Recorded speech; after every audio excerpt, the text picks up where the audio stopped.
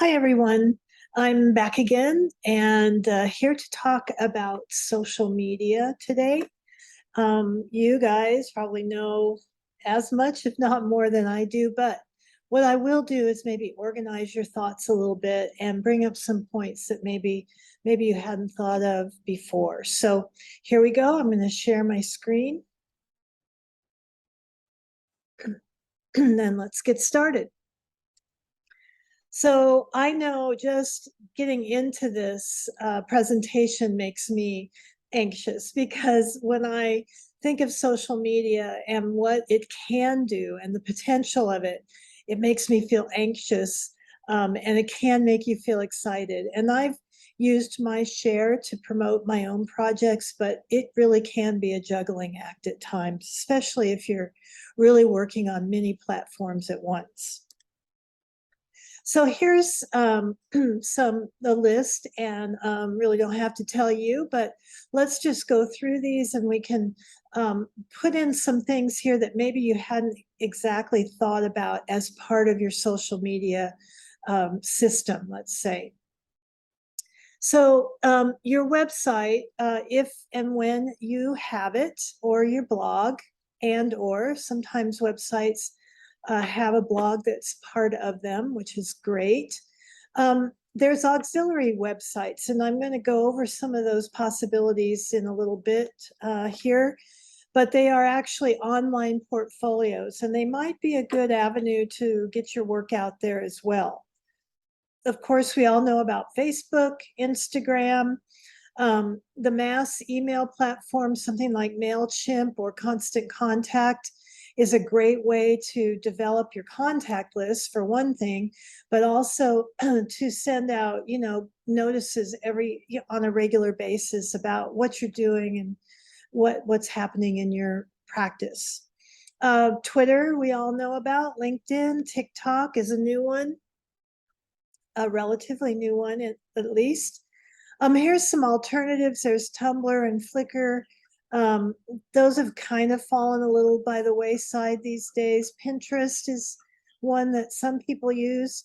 YouTube is actually rising to the top of some of the most popular, when there's statistics being done because of, I think a lot because of the pandemic and the rise of people doing actual videos online. Vimeo would be another one, just a higher res, a little bit slower in how it works on some systems.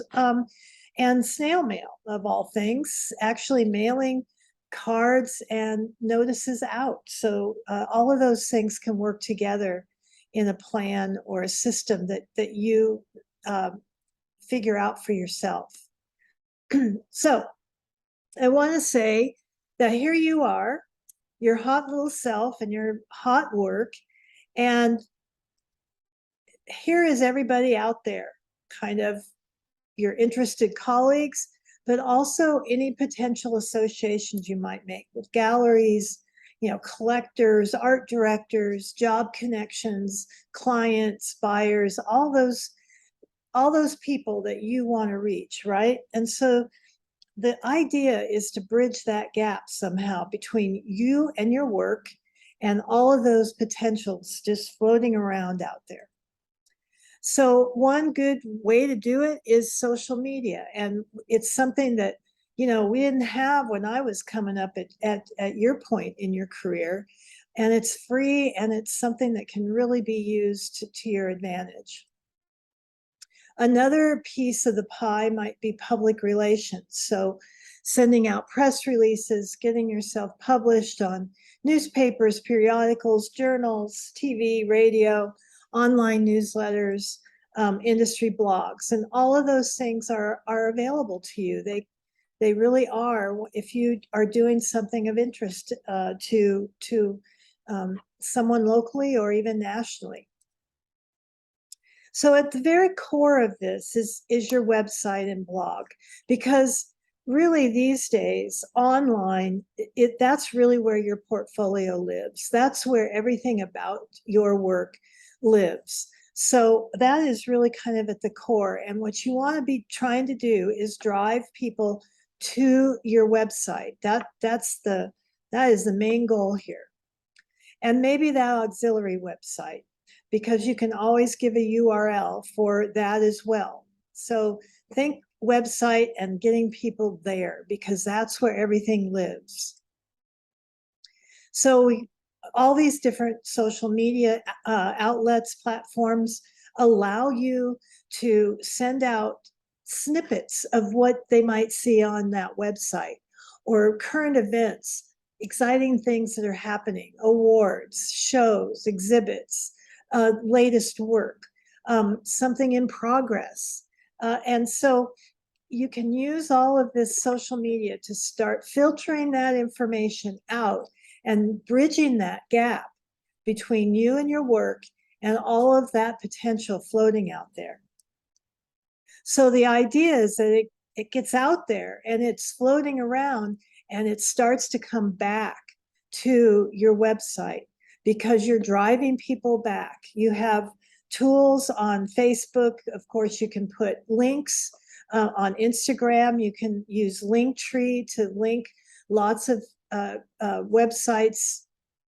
You provide lots of links so people can go to your bio and link back to your website or an article or a video or whatever it is that you want to drive people to. But most of all of this output now can come back and filter back into your website, and the eyes are getting on your work that way. And then there's also these alternatives of email and email blasts through, like I said, a service like MailChimp or Constant Contact. And snail mail is still something people use, where you might send out a show card or some kind of marketing device actually in the mail. And press releases. So one thing that's still done is you could send a press release. Email is one way of doing it these days, but you can send things through actual snail mail. So whether it's a mass email or just your personal email, that's still a viable way of reaching out and contacting and bridging that gap and bringing people back into your work and to you. So I hope that kind of gives you a kind of a visual representation of how you can put all those things together and drive people back to where you want them to be.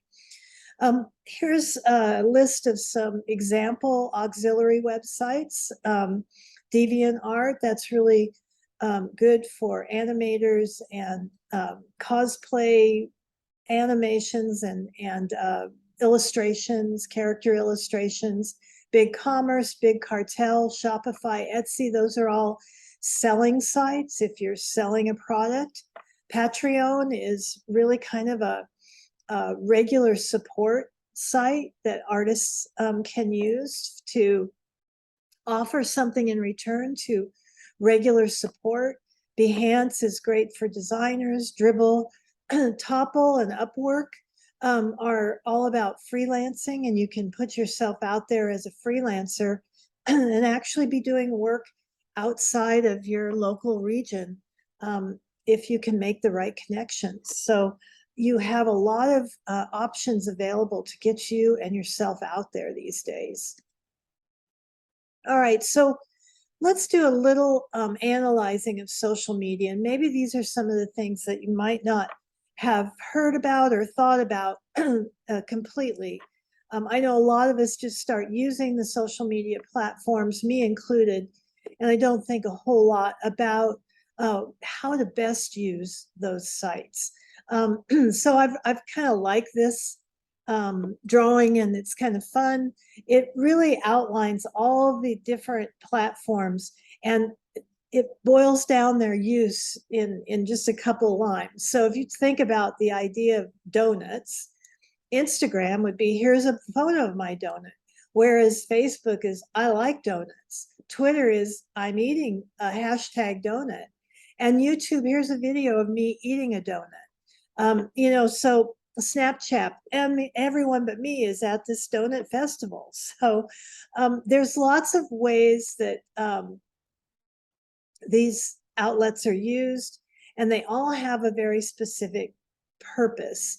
And depending on what you're all about, I had a lot of chefs in one of my classes, and they had these food blogs. So, you know, Pinterest might be a great platform for someone like that who wants to create this platform to share recipes and their work. So you just never know what might fit best for you.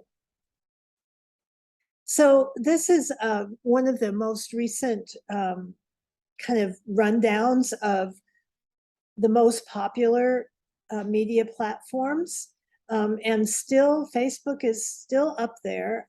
I know a lot of us think of Facebook as not being up there, but I think one reason that Facebook still rises to the top is because of the ability to run ads through Facebook. And, you know, of course, we know of late that sometimes those ads aren't always positive, but there is that possibility.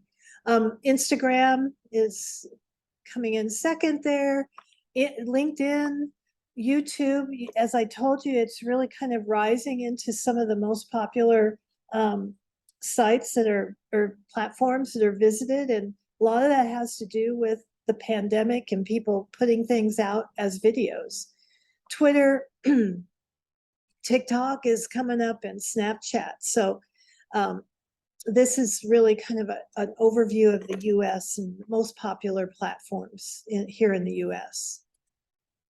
The other thing you want to think about is what apps are the audiences using? So this is an interesting kind of visual chart that shows you, if you think of Gen Xers, 1997 to 2005, millennials 83 to 96, Gen X 64 to 82, and me 1957 to 1963, the boomers. And so you can really see here are the four kind of demographic groups, and here are the platforms. And you can see, especially here on Facebook, how the boomers really use that the most, and Gen Z is using that less, at least not completely not, but still less. And boomers are less on Instagram and TikTok than they are on Facebook. So depending on who you're trying to reach, charts like this, information like this is really valuable. And I've given you a link in this presentation that you can actually follow to get more information from this company. There's lots of companies out there that are running statistics like this, and I would encourage you to kind of shop around these companies and see what feels the best to you. All right, so you've posted something, but is it really working for you? So here's some things to think about your content and how, and scheduling and analyzing. Now, you may not do all of this for yourself, but who knows, you might land in a job where some of this is part of your job. So it's good to know that these are out there and their information is available. So humanizing content. This is a great link. And I'll try going to it right now, but what you can do is you can enter a headline, and it's going to tell you which of these categories it falls into. Intellectual, which are words that are especially effective when offering products and services that require reasoning or careful evaluation. Empathetic is words that bring out strong, positive emotional reactions in people.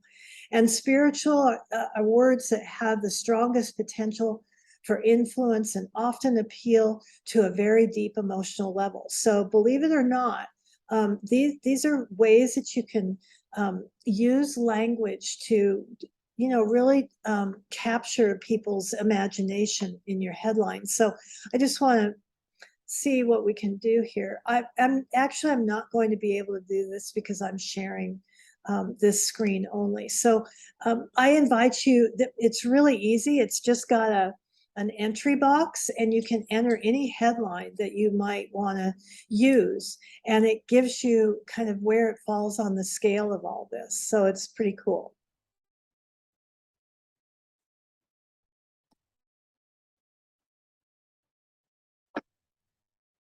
All right, oops, sorry about that.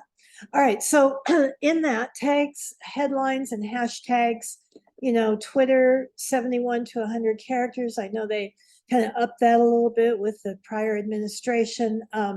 Hashtags, 11 characters or less, 1 or 2 per tweet. Facebook, 80 characters or less. Google Plus, 60 characters or less. Keeping it simple, stupid, is always the best rule.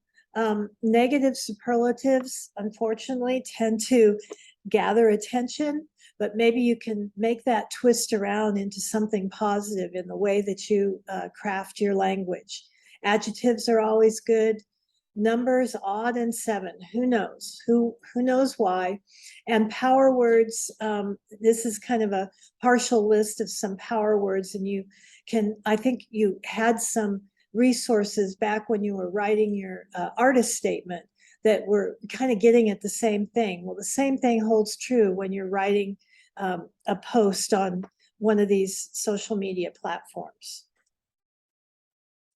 Images, videos, and links. So tweets with images get 18% more clicks and 150% more retweets. LinkedIn posts with images and links, 98% receive more comments and posts with links, 200% higher engagement rate. Facebook posts with video, 100 million hours of videos are watched daily. But one thing to know is that 85% of the videos are viewed without sound, right? And 30 seconds or less is optimal. People just kind of want to get a quick idea of what's going on. So sometimes you can think about a video that just has text blocks or captions, so they don't even have to turn on the sound. If they're looking at their phone and they can't turn on their sound, they can still get the content of that video. Scheduling is an interesting thing to think about.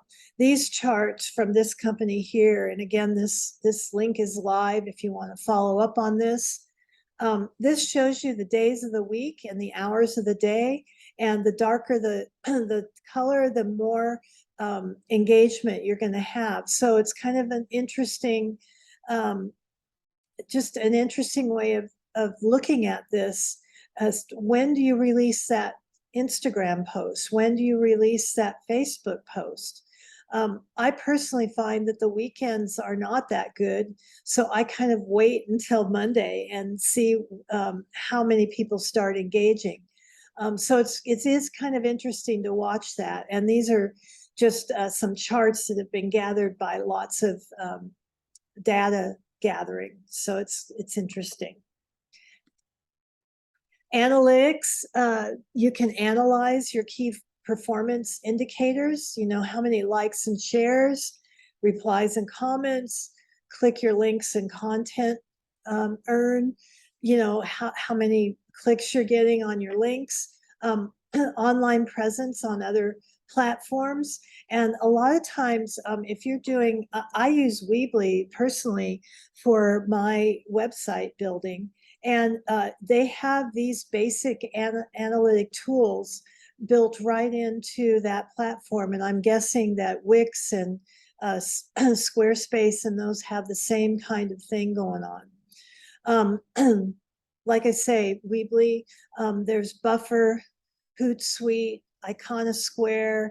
Google Analytics is free. Some of these you might have to sign up for a service. Clicky, Open Web Analytics, Piwik. So there's all kinds of companies, and I'm sure there's more that will offer you analytics if that's something that you really want to get into, or let's say that it becomes part of your job. Just know that this is out there and that there are analytic companies out there that can help you not only schedule your social media, but analyze its success.